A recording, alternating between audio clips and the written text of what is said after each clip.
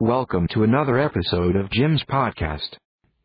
You can visit www.howtostudyforcpcexam.com for more info.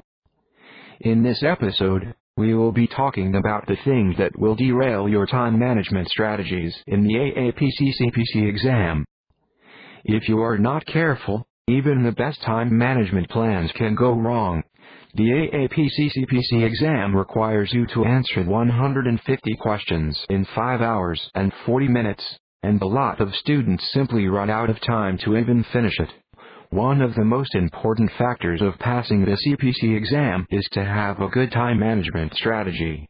Most people come fully prepared but slip up come exam time due to stress, pressure, and a whole host of other factors.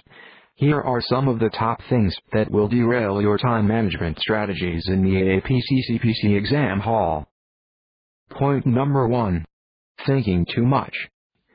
This is one of the big reasons that can trip up your best time management strategies. Usually a lot of the time-wasting activities revolves you overthinking it. Remember that all questions are worth the same, regardless of how long it took you to answer it.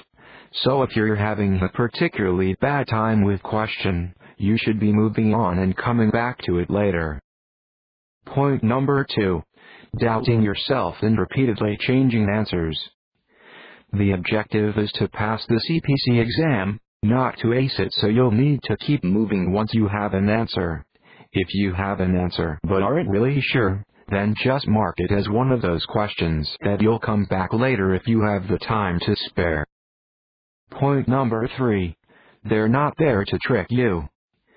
This comes back to second-guessing yourself and wondering if it might have been a trick question. The exam is to test your abilities to code accurately, so the questions can almost seem to be too straightforward sometimes. If you fall for this, then you'll be looking for nuances and hidden meaning that doesn't exist. Point number 4. Watching your neighbor. It is all up to you.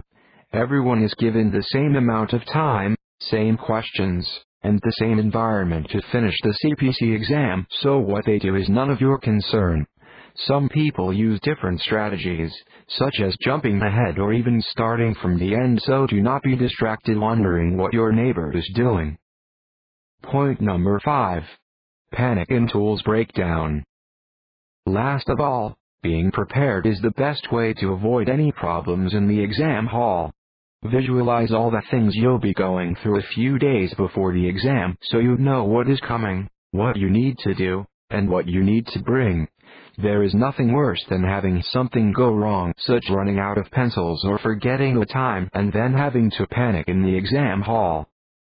Thanks for listening. Until our next episode, you can visit www.howtostudyforcpcexam.com for more info.